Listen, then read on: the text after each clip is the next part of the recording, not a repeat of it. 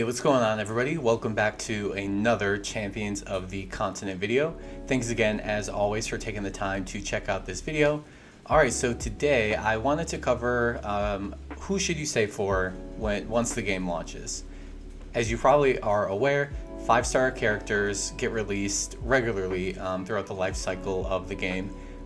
It's not like other games where characters are being released every week or on Thursdays and Sundays or any of that. They're spaced pretty far apart. As you can see, this character was launched right at the beginning of the game, and then this character wasn't launched until a couple months after. So there is a bit of a gap, but depending on which job it is, like warrior, merchants, thieves, they fill it in enough so that characters are coming out regularly. So let's just dive right in on who you should potentially save for. I will be starting with warriors. So as you know, Fior will be a launch character, so you don't really have to worry about that unless you want to re-roll for her or pull on those first banners hoping that she pops up. But Lionel will be coming out a couple months later, and in my opinion, I think he is a better version of Fior in what he can do. The only thing is that he buffs his defense, and he's being a warrior class where you want to dish out damage, it all depends on your play style, on whether you need that. And it's not really until he gets to his special where he can AoE taunt, where those defense buffs would really come into play, in the best way possible. So as with every character, there are pros and cons, and it all depends on what you need maybe for that specific fight or what you need to better fill out your roster. So after Lionel comes out a month later, Tikilin will come out, and same thing.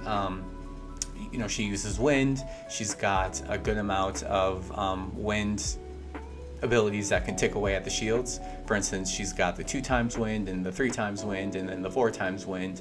And she does have a passive where it buffs 20% magic up for 3 turns and then 20% wind damage up. So she is a really good wind user, and I think her strengths is that she would be much better using her magic and wind versus bringing her in and for that sword damage. And as with everything in this game, it all depends on the elements and weapon types. It's all dependent on the fights, because not every boss or battle has a weakness to everything. So if you find yourself in a situation where maybe the boss only has a few weaknesses and wind is one of them, she would be a really good plugin for that, to chip away at the shield points and then provide that wind damage, burst once the boss is broken. And if I didn't mention before, I'm not going to go too far with every character. The purpose of this video is just to cover initial characters who are going to be coming out and who you may want to save for. So let's move over to merchants. So Gilderoy will be a tank that can carry you for a long time.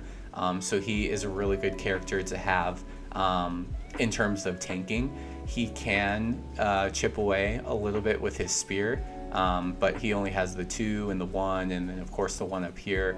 And his specials are for buffing and being a counter, but he does have in his 3-star passive critical HP self-regen, and then at the start of battle, the 20% defense up for 3 turns. So as you can see, he's very defensive. So if you don't end up re-rolling for him, maybe you would want to pull on some of the initial banners hoping he'll pop up.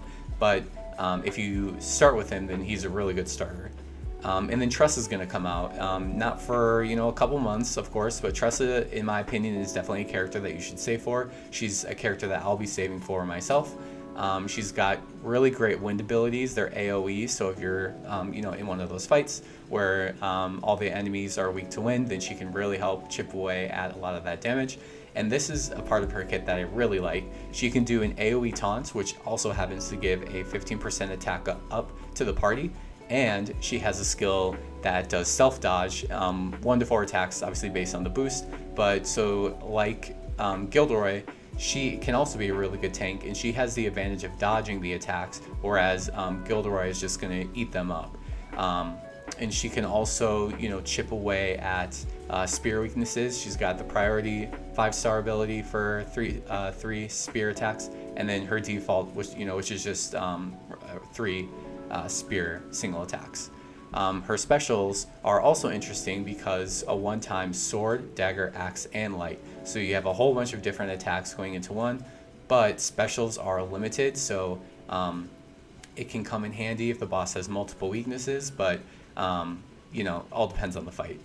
And her 1-star passive is, fantastic. Once per battle, she'll survive lethal damage with 1 HP. And her 3-star passive, while she's at full HP, 50% reduced SP cost. So she's got like the same one as Sophia. It's always going to come in handy. It's easy to get your HP back full in these fights, so it'll come in handy. So Tressa and Gilderoy are extremely similar, but again, Gilderoy is going to eat up those attacks that come in, and Tressa will have the advantage of being able to dodge. And then we have Dorothea, who is coming just a few weeks after Tressa. I don't think this is a character that I would save for personally. As you can see, her abilities are just 1-star or 1 time. So she's not going to be able to chip away too much, but she does have the 3-star and the 3 times and the 2 times. So, her special is 1 time, but it's a really good amount of burst damage. While she's at full HP, she's got full front row, 15% up. That'll be really good, and it's later down the road, but there's content that comes out where you can only use, your party has to be only 1 job, so that would be really handy with that. And then her 3-star passive, self-regen, 85 regen strength. While it's good, her kit as a whole is not somebody that I would be dumping rubies for, whereas I would just stick with Tressa and Gilderoy if I had him as well, and just I think that those two fill in those gaps much better than Dorothea, who would come out a couple weeks after. And then as you can see, the next one doesn't even come out for like 6-7 months after Dorothea, if we're following the JP's timeline. So all right, let's move over to Thieves. So Viola, she's going to carry you throughout the entire game. So like I commented in my last video, she is probably the top character to start the game with, and then basically you have a really solid debuffer for the entirety of the game, and she has a really good chipping away at dagger weaknesses, and she can also provide some burst damage with her special, and she can of course inflict debuffs with that as well. All right, let's talk about Heathcote. Heathcote is I want to say controversial, but I feel like that's a bad word. But basically, in my opinion, he starts off really strong. He is a great addition to the party, but then he falls off. So if you don't end up pulling for Viola, maybe you just can't get her, you tried and tried, but you end up pulling Heathcote, he can be a really good sub-in for that, but only for daggers, because he's not really providing debuffs. He's providing wind damage and dagger damage, and that's pretty much it. He does have a 3-star passive where he can get self 20% damage up when attacking enemy weaknesses, which is good, but ultimately this one is just tricky. I would just really look at your roster, see if you have any weakness points when it comes to daggers, but he will fall off for sure. And then Nicola comes out, and she can she can debuff enemies' defenses. She's got a few different ways to chip off shield points, and then she, in my opinion, her best ability is restoring another ally's SP based on boost. So this is really good for other characters in your party that are just draining their SP and need it to top it back up. She can do that, and same with her special. Full front row restore, 100 SP, 200 SP, super solid. And then she's restoring her own SP with attacks via her passives. So as you can see, Viola is the queen. So if you need somebody if you find yourself running out of SP a lot and you need someone to top that off, then Nicola is somebody who can do that. Am I going to spend any rubies on her? No, I don't think so. I probably will spend rubies for Heathcote, and then wait until down the line when Therian comes out, and we'll be pulling for Falco too. So Heathcote's a maybe, Nicola's a no, Viola is a definite yes, like no question. So it's a little bit trickier with Thieves, maybe compared to Merchants, which isn't obvious, but it all depends on your roster.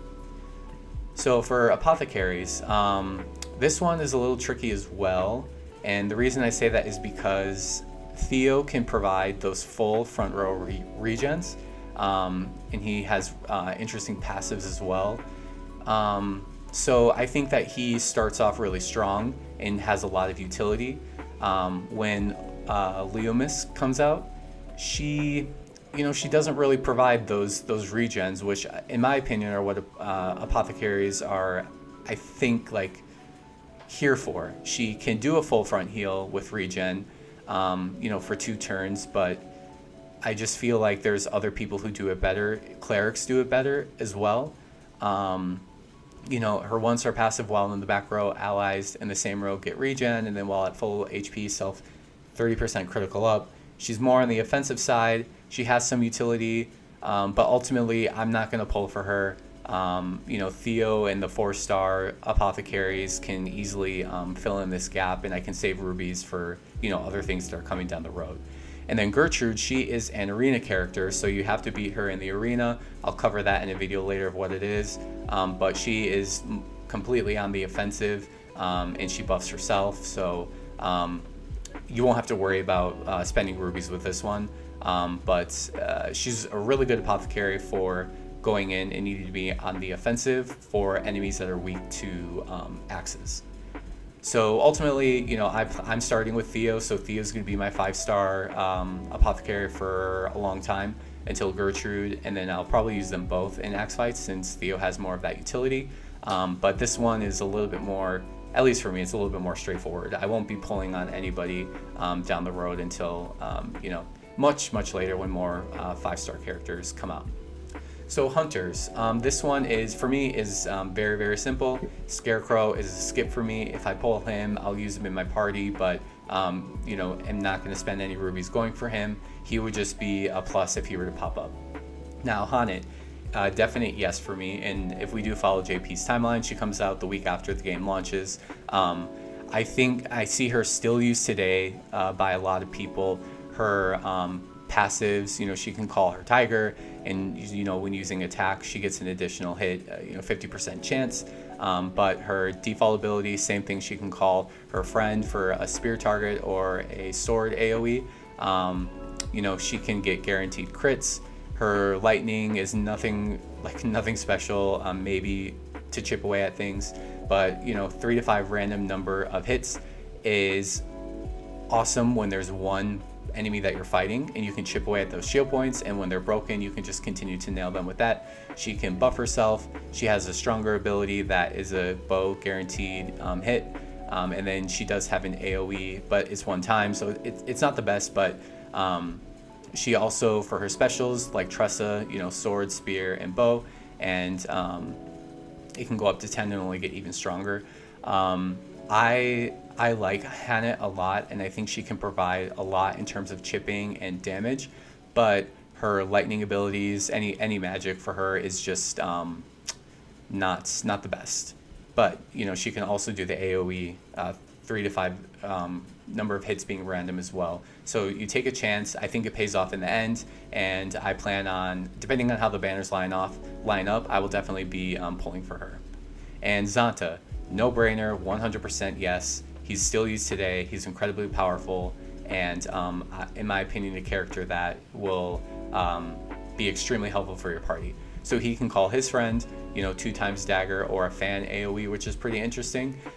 He does have light AoE, which can be helpful, but again, I don't think that he is going to primarily be used for his light.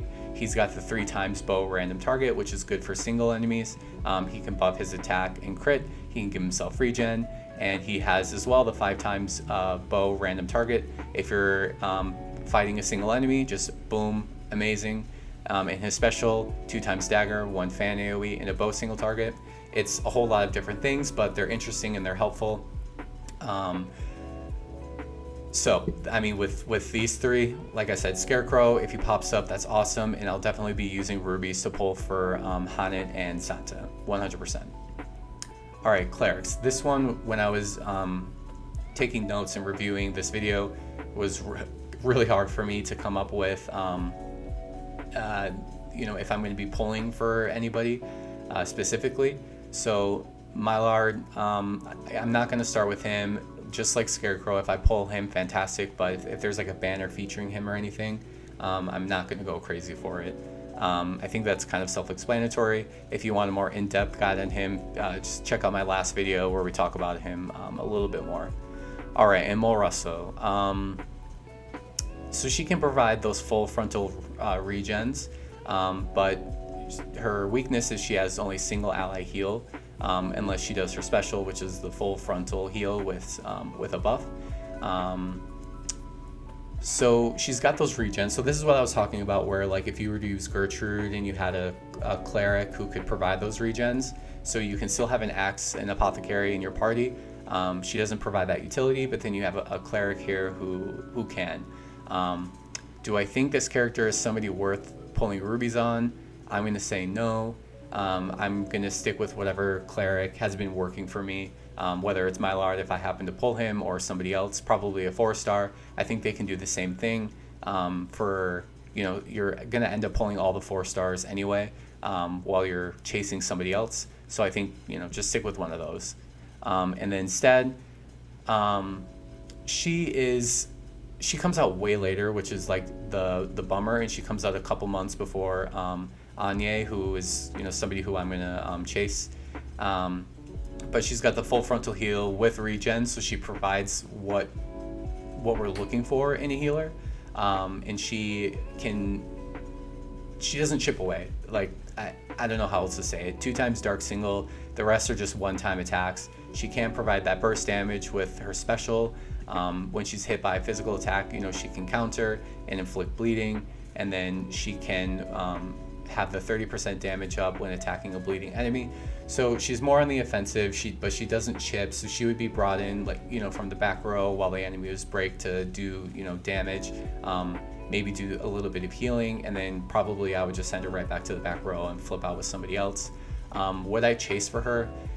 I mean, if I really needed a healer or a cleric to provide that front row heal and regen, then I would. She can provide the full frontal 15 magic up, but so can Lynette, and if you have Lynette, then that's what you're bringing her for. So this one is a maybe. It would all just depend on my roster at the time, and like I said, Anya comes out the next month. I'll do a full video on the Bravely Default collab and go over the characters, but she is a must pull, and that's who I'm aiming for long term. So yeah, this one's a little tricky, but I know a lot of 4-stars can do all these different things. They just have lower stats. All right, so scholars. So as I said, Sophia is the Ice Queen, so she just does a ton of damage with ice. I think she is a good starting character for a lot of damage. And if you weren't going to re-roll and start with her, if you pull her, she's like a must-have in the party. And then Therese will come out, and she's the Lightning Queen. So she and Sophia are, in my opinion, basically the same thing, just different elements. So is she someone to chase for? You could if you really needed lightning. If you didn't have any lightning like in your party, she does come out like a month after, so you might have Ruby saved up if you weren't pulling for other characters. But she can also reveal enemy weaknesses, so she has utility as well, like a ton of lightning damage. Her tome skills are not going to chip away at the damage, but she can be brought along. She has different things that she can provide. Her special is good for lighting AoE, and it does multiple attacks, but I am up in the air with her. Yeah, I don't know, she's a maybe. If you need lightning, then I would say pull for her, and because it's going to take a long time, but then Cyrus will come out from the original Octopath Traveler, and he is a must pull. I would even spend money, and I would whale for Cyrus. So, but these two can definitely hold you over until he comes out. And yeah, this one's tricky, but I would pull for both if I desperately needed ice or if I desperately needed lightning.